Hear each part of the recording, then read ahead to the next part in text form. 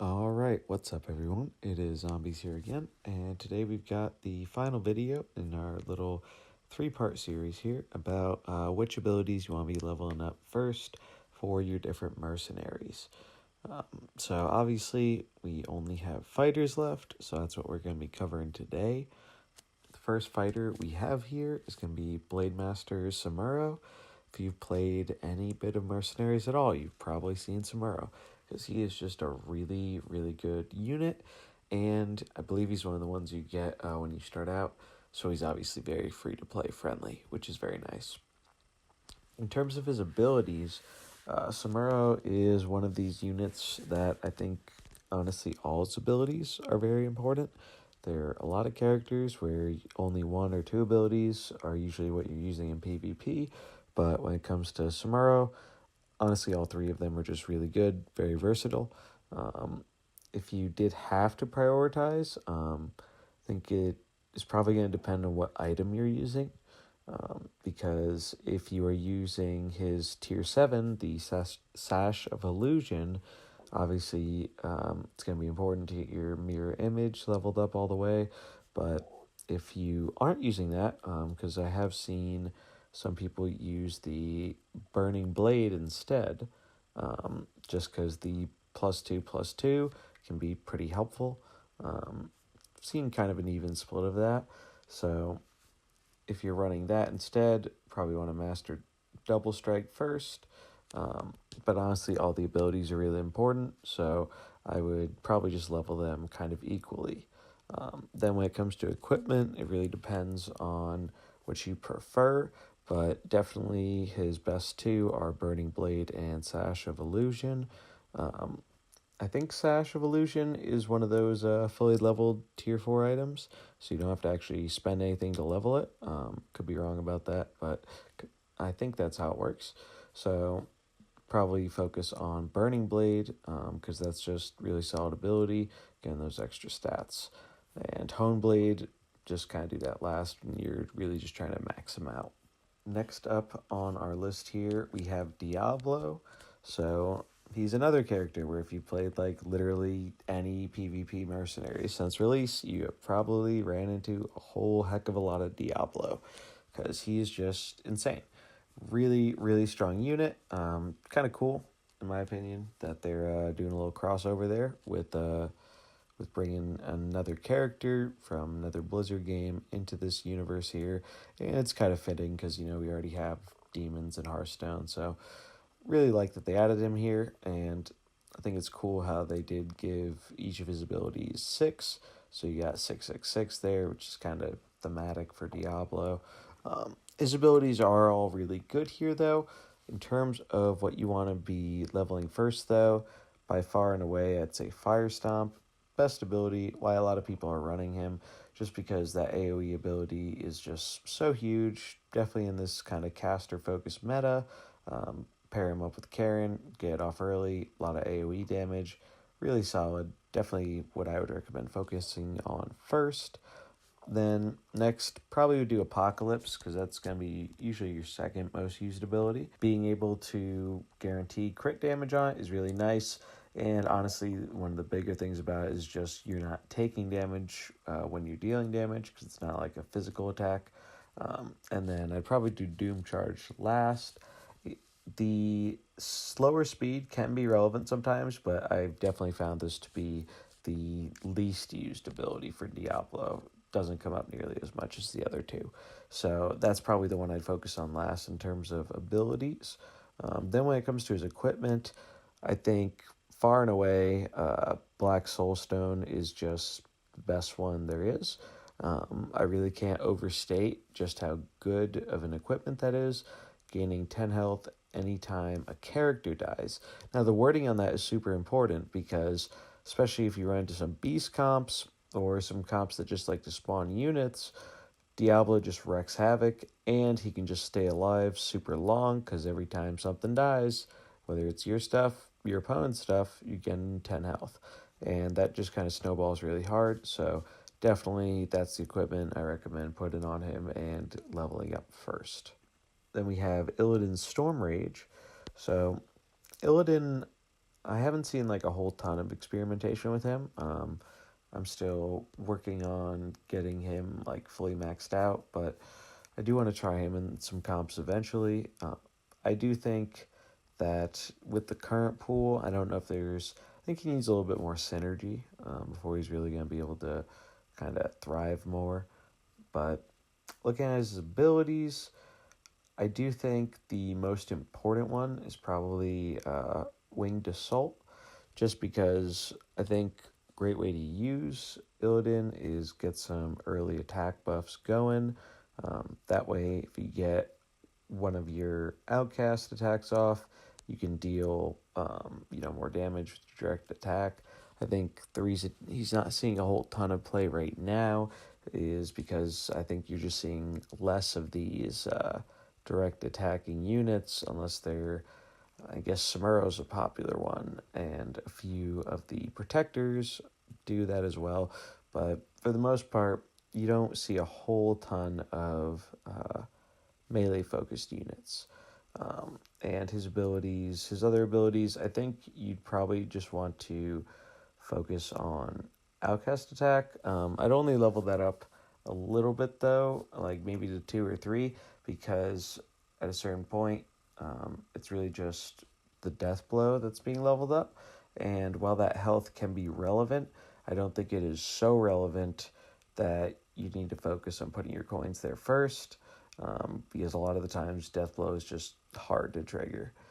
So, and then Blade Dance, once you've leveled up Winged Assault all the way, and maybe a level or 2 on Outcast, Blade Dance is just really solid if you can get his attack buffed up. Then when it comes to his items, I really think the Razor Fist is probably what's best for him, just because Winged Assault gaining more attack allows him to kind of get bigger faster and snowball faster with his damage. So that's the one I have a preference for, but it could be worthwhile looking into the other 2 items. But I think, at least with how I've tried Illidan a little bit in my brief testing, I think Razor Fist is what you want to focus on for him. Then we have one of my favorite fighters here in King Krush. So if you ran into the beast composition at all, you've definitely seen some of him. And he is a really powerful force right now in the meta, just because this is definitely kind of a caster-focused meta, at least from a lot of what I've been seeing. And he's just really good at killing casters, especially when you combine him with Rexxar and Mukla. It's just a really, really solid start. So the most important ability for him by far is definitely going to be Apex Predator. I believe leveling that just gets the speed up on it, but still super important. You really do want that 5 speed. Can be very relevant. Then in terms of next ability, I'd probably say you want to level. I think his Spawn and Terrify are kind of equal importance.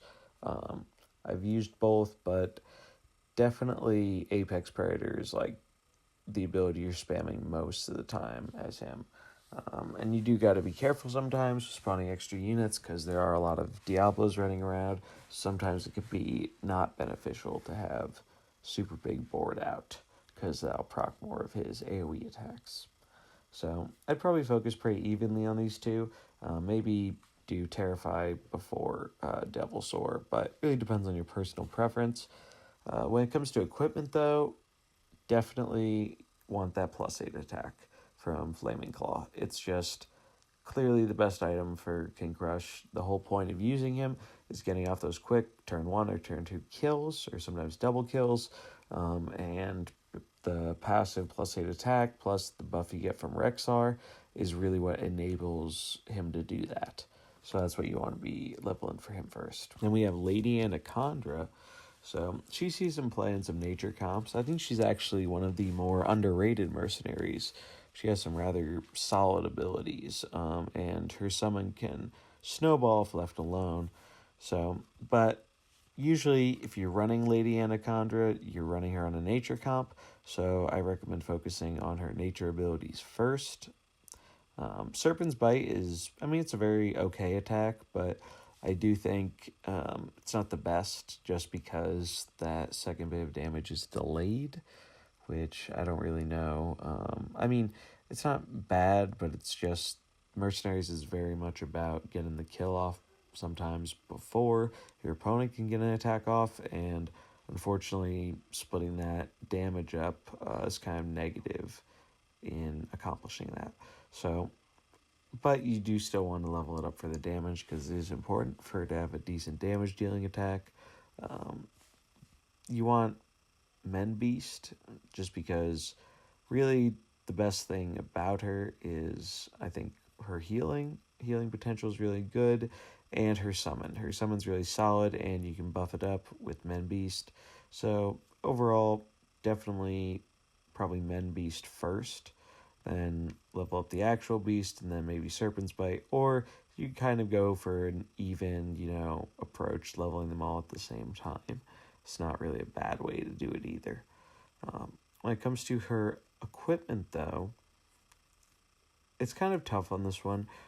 I've tried both Snake Snacks and Signet of the Wilds, and I think there is merit to both of them, just because sometimes being able to heal a friendly character and also getting that heal off on yourself is really big, but I think that's one of the strongest things about Lady Anacondra is her summon, and giving it plus 10 health, which is also effectively plus 10 attack, makes it from a 15-15 to a 25-25, which is a really big difference in terms of stats.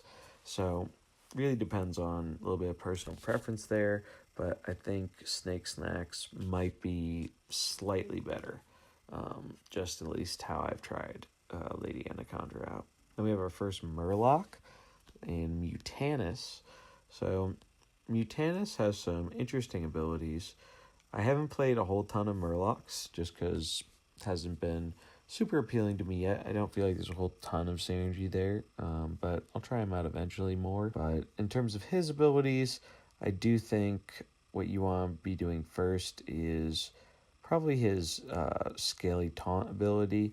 I do think that's kind of one of the roles Mutanus plays in a Murloc comp, from what I've seen from him, is taunting up, taking some less damage. Just seems like he's trying to protect your other Murlocs, basically.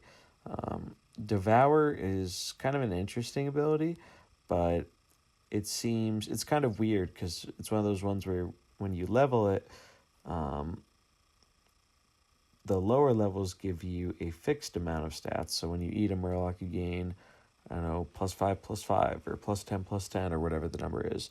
But the further you get on leveling it, you gain the stats of the Murloc you ate. So that's kind of interesting because it could be better if it's a bigger Murloc, or it could be worse if it's a smaller one. So I'm not really sure how good that is. I think you probably just want to focus on Scaly Taunt and Devouring Attack. They just seem like more important abilities because you don't really want to be cannibalizing your own Murlocs, at least as far as I'm aware. When it comes to his equipment, you basically want Earthen Armor. It's just, I think, if you're going to be using him in a Murloc comp, and you're going to be using him to protect your other guys, you want him to be as beefy as possible, and that extra +5/+10 definitely helps out with that. Next, we have another Murloc, an old Murk-Eye, and he is kind of a little bit similar to Lady Anacondra in terms of the summon. He's also kind of a summon-focused character, because he, as you can see, he actually has two different summons. I'm unsure I don't know if any other character in the game has two summons, so that's kind of interesting. But his are, he can summon a Giant Fin, which, big rush unit, gets some immediate damage off, which is nice. Then there's also the Felfin Navigator, which Battlecry give your other Murlocs +3/+5. It's a 10/10. So that's kind of good if you got a full board of Murlocs. Obviously, we're getting another Murloc in the patch that's going to be, it should be live by the time this video goes out today. So could be interesting. Might be fun to try some more Murloc stuff. Now we're having another Murloc added to the comp. Then last ability, Finvasion. Attack an enemy, your other Murlocs attack it. So that has a lot of potential with basically summon some dudes, and then you can get some damage in and get some extra attacks with the other Murlocs that you can potentially buff. So it's kind of cool. I haven't really played enough of him to have too good of an idea on what's the most important on him. So I'd probably just recommend leveling it equally unless you find there is one ability that really kind of stands out for you. When it comes to his item, it's kind of interesting. You can see he very clearly has a focus on buffing the units that he spawns. So I'm not really sure what would be the best here, just because literally I don't think I've seen a Murloc composition in PvP since I've started playing the game on release. I've seen a few people make some memes with it, but I really don't know like what their greatest strength is, other than just kind of the tribal tag and trying to buff their other units. But out of the ones here, I think you probably want to do the Navigator's Amulet, if I had to take a guess here, just because if you're going in on a Murloc composition, it just kind of makes sense that you want to be buffing your Murlocs as much as possible. That way they're dealing as much damage as they can, and they're hopefully surviving more hits with that extra health. Then we have Rathorian. So he's a demon. I think the first demon we've seen here. And he has a spawn unit as well, the Hulking Overfiend. Rush, Deathblow. This attacks the lowest health enemy. So it's kind of a strange one, but kind of cool. Can kind of get in a double attack there, like King Krush can. Would be nice if it was a little bit faster. Then we have Fell Command, gain 5 attack, deal this Merc's damage to an enemy. Attack damage to an enemy. So that's actually pretty okay. You buff them up a bunch. It's kind of nice, like Slyvanas, where you don't have to take the damage to deal the damage equal to your attack. And then lastly, we got Blitzing Legion. Attack an enemy if you control another demon. Deal 7 damage to a random enemy. So, obviously, definitely seems good in demon compositions. I probably would recommend, I think you probably want to go with Hulking Overfiend and Blitzing Legion first, just because I think if you're running Rathorian, you're probably running a demon composition, so it makes sense to kind of go all in on that demon spawning and demon synergy, and then you can kind of focus on Fell Command afterwards. Maybe just get its first level or 2 in, so you have it as an okay ability, and then focus on leveling the other 2 all the way up. When it comes to his item, though, I think it would probably be either between Demonic Ashes or Demon's Mark. It really depends how good that summon is. Unfortunately, I think a lot of the fighter summons all kind of pale in comparison to Voone's summon. We'll get to him a little bit later on towards the end, but his summon basically gained to deal 25 damage, and if you have the right item, it can hit twice, 50 damage. It's just a better damage output than a lot of the other summon units that I've seen from other mercenaries. So Demon's Mark kind of makes sense if you're obviously going all in on a demon comp, buffing the attack on other demons, including himself when they attack. Just seems pretty solid. And we have Rexxar, another member of the Beast composition, along with King Krush.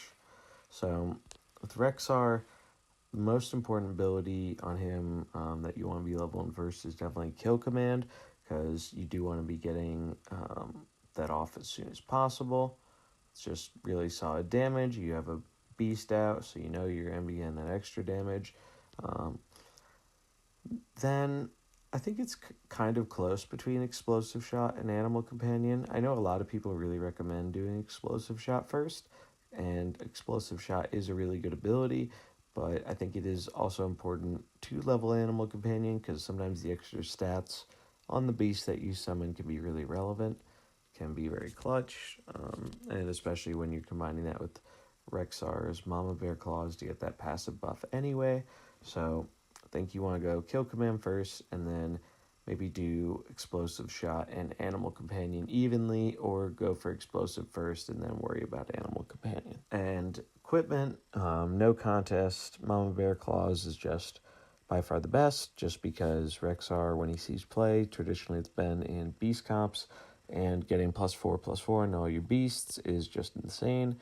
If you're running Mukla and Krush, that alone, between them two and Mukla's passive summon, that is +12/+12, and just for doing nothing, basically. The only thing to know about Rexxar is you do always have to place him on the left, because that if you don't, then the passive won't trigger in order. If you put one of the beasts on the left of Rexxar, it won't get the +4/+4 buff. And we have, I think, our first orc here in Rokara.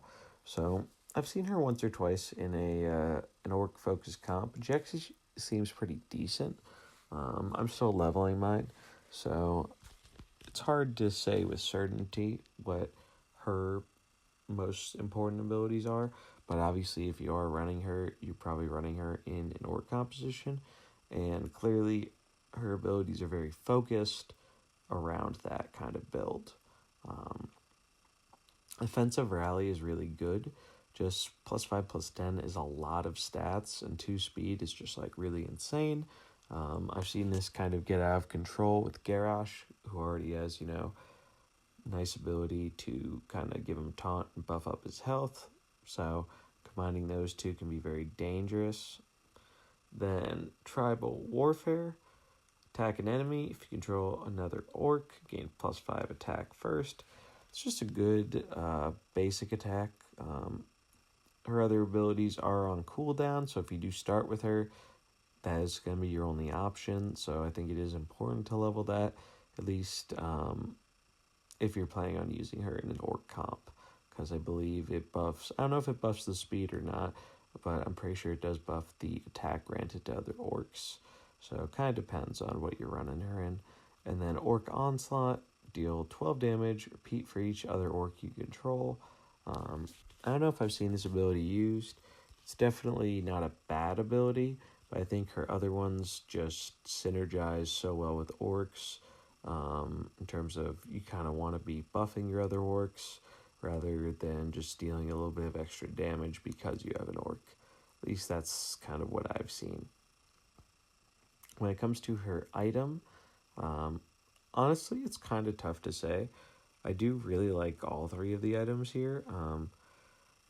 Probably not. I probably wouldn't focus on Ancestral Armor just because I don't know if the extra health is really needed on her. I think the main reason you want to use Rorka is for buffs on herself as well as other orcs. So I think you probably want to do either Frostwolf Talisman, which is making your basic attack ability give that additional +4 attack, or Helm of Inspiration, which makes your offensive rally give an additional +2/+4, so it's actually +7/+14 instead of +5/+10. Those probably are what will be the best for her, in my opinion. And we have Saurfang.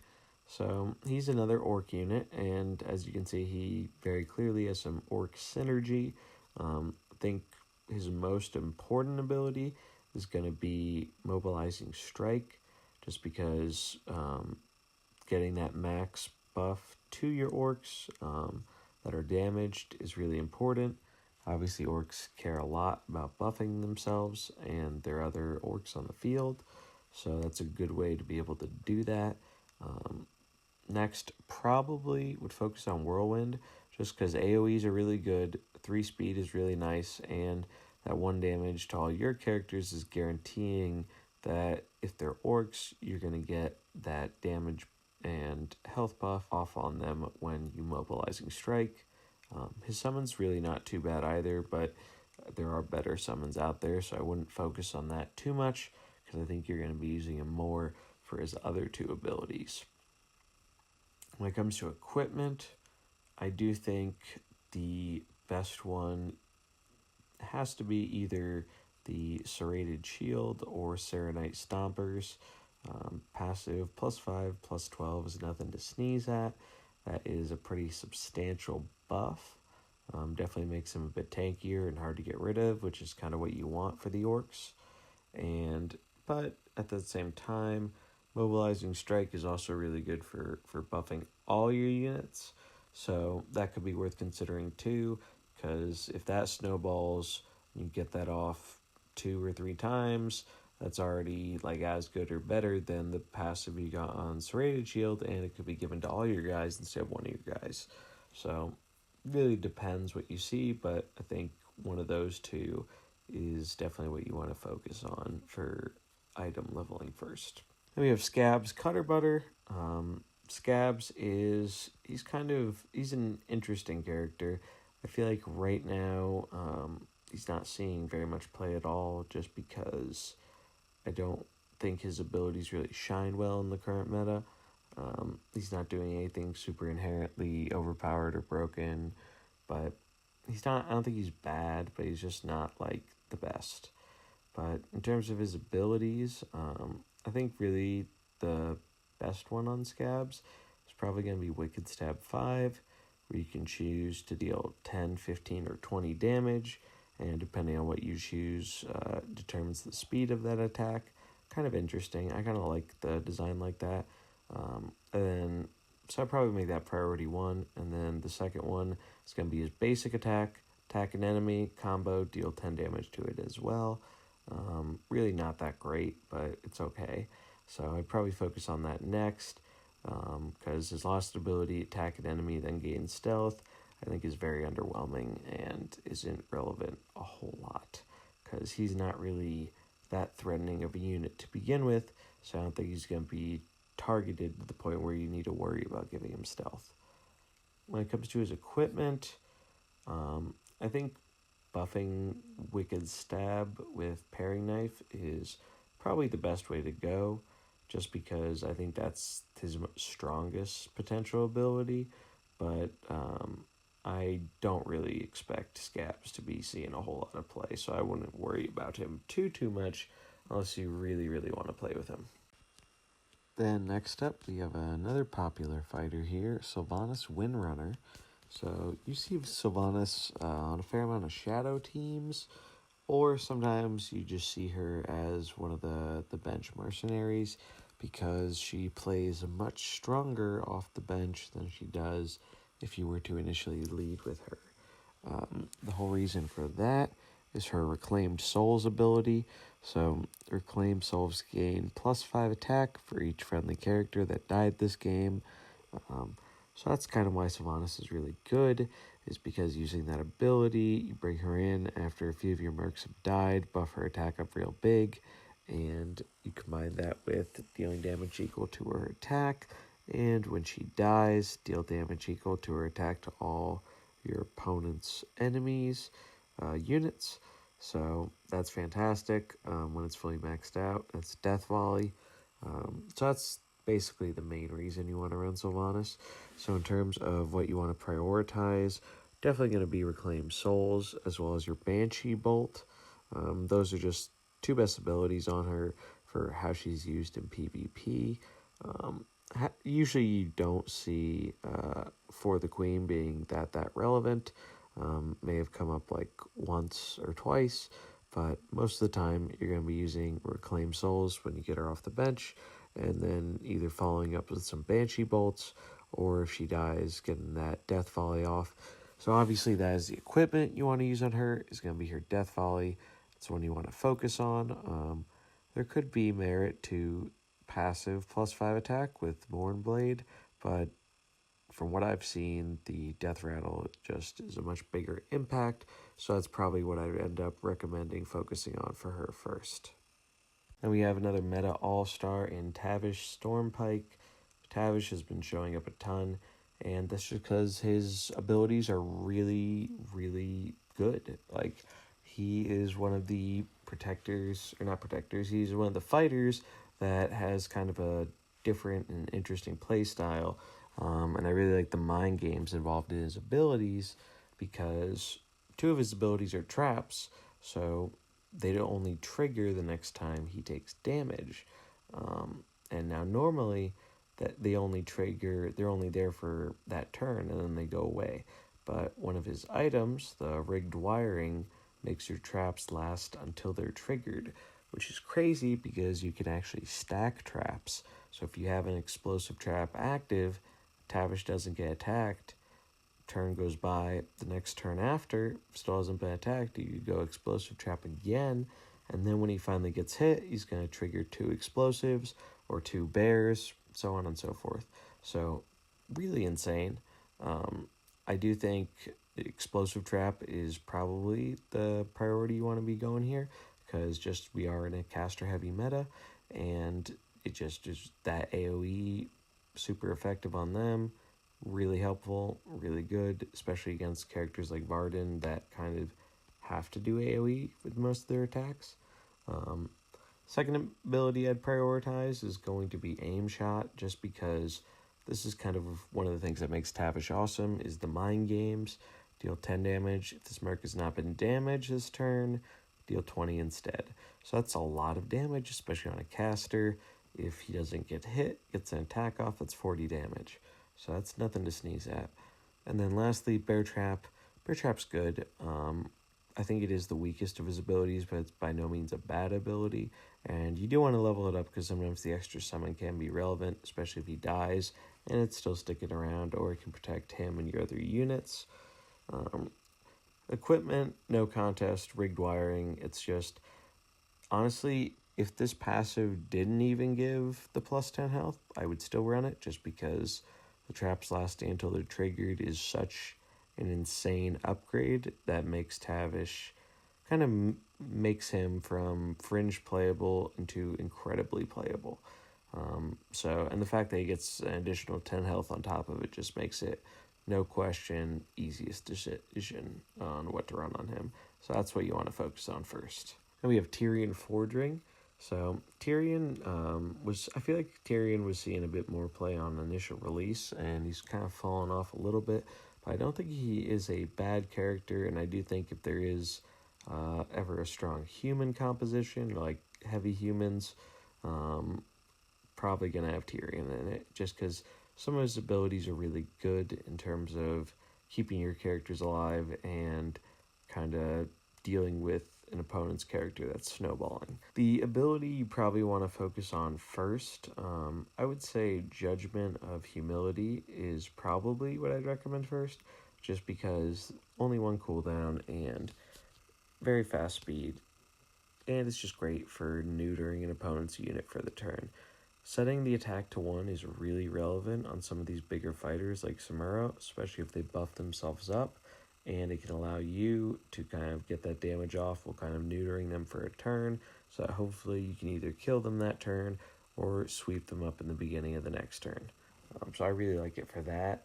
Then next ability, Blessing of Kings, really good. +8/+8 is really decent stats wise, and Divine Shield can be super duper clutch, because I found a lot of people aren't really always planning for that.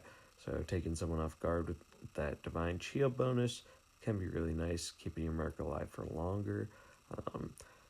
Divine Assault is probably what I do last, just because, while it's a good ability, and giving the Divine Shield on Deathblow is really solid. Deathblow is just hard to get off for some characters, and I think Tirion is one of those characters. And it's not a particularly impressive speed-wise ability, and it's going to cause more damage to Tirion when you do want him to be sticking around, so I'd probably focus on that one last. Then with equipment, I think there's an argument for 2 of them here. You probably want either Tirion Shield or Ashbringer. So Ashbringer is pretty cool because you do buff all the mercs you have on your battlefield and bench by +8/+8 when he dies. So that's really nice. If your opponent kills him early, that can kind of snowball into the late game. But I do kind of dislike how you do have to rely on him dying for that, because then you're down another fighter. Usually a lot of comps only running 2 fighters, so I don't like having to rely on the death rattle for that ability, but it can be relevant at times. Tirion Shield is really good though, because +10 health, like we were talking about in Tavish, really good. Extra health, never a bad thing. but starting the game with Divine Shield is also really good, because that way if the opponent starts with a Protector, they can't kind of focus Tirion down quickly in that early turn. We have Tyrande. So she's kind of a really interesting character. I do think if we do ever end up seeing some kind of arcane comp team, she's going to be a part of it. Her abilities obviously are both arcane abilities, and they're relatively simple damage dealing abilities. One is single target, deals a little bit more damage but slower. The other one deals to 2 targets, but it's a little bit weaker in terms of damage. And Illidan's Grace is probably the coolest ability, in my opinion. Your next arcane ability casts twice and is permanently 3 speed faster. So that's pretty nuts, especially when you consider the speed of her current arcane abilities. Doing it twice and getting that permanent speed buff on it could be really relevant.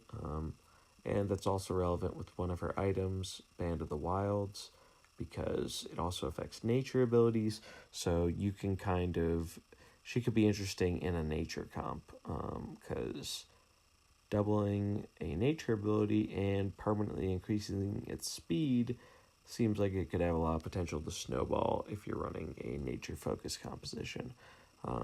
So with her abilities, I do think you want to kind of focus on at least one, if not both, of her damage dealing abilities first.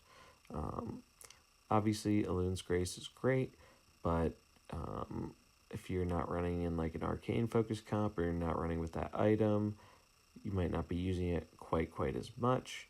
You might just be focusing on some general damage dealing, so I'd probably focus on those, and then do Illidan's Grace last, unless you're like specifically going for that putting her in a nature comp. When it comes to equipment, the other 2 equipment, basically they just buff damage, which is never really a bad thing. If you're running her in an arcane comp, then I'd probably run one of those. Honestly, I think I'd probably run the one that boosts up Arcane Salvo, just because I like the idea of dealing 12 to 2 characters instead of 19 to 1. Just seems pretty solid. But if you are running her in a nature comp, I would focus on Band of the Wilds. And that's going to bring us to our last protector here. Or not protector. That's going to bring us to our last fighter here, and War Master Voone. So I think Voone is actually being slept on a lot right now. He has the best thing about Voone, and what I recommend leveling up first on him, is going to be the Evasive Worm. So once you get to level 5, 20 attack, 10 health, Divine Shield, Rush. So getting some guaranteed 20 damage, real nice. Doesn't seem super duper better on its own than some of the other spawns we've seen before. However, when you combine it with Wormclaws 4, giving your summon +5 attack and Wind Fury, that 20 damage turns into 50 damage. And it turns out 50 is way better than 20. So it's just really good. And the nice thing about that is you don't really have to worry about super effective damage, because most of the time, unless they're doing some kind of damage prevention move, it's always going to take 50 damage from the worm. The next ability, definitely want Axe Throw. It's just kind of your default, what you're using between worms. It's decent damage, and it's kind of nice that it does hit one of the adjacent enemies as well. So that's what I recommend doing second. And Fire Blast, you can kind of honestly ignore Fire Blast a little bit, because right now there just aren't a lot of synergy with dragons in the game. We only have 2 dragon mercenaries, I believe, in Alexstrasza and Brightwing, and then obviously we have the dragon summon here, but it's really not a lot of dragons, so I haven't found Fire Breath to be too relevant of an ability. In terms of his items, Wormclaw is just far and away the best item. 20 damage, so much less than 50. And that can be the difference between a kill or not a kill. So you gotta keep that in mind. It's just really good definitely recommend that over his other 2 items. So that's going to do it for our little guide here on fighters. I hope this was, kind of useful to you. And, if you liked what you saw here, remember to like, comment, and subscribe. And I'll be coming back here shortly, hopefully tomorrow. I'm going to be doing some grinding up with the new Mercenaries that dropped in the patch that released today. And hopefully I'll be getting you some games with them real soon. So until next time, I'll catch you later.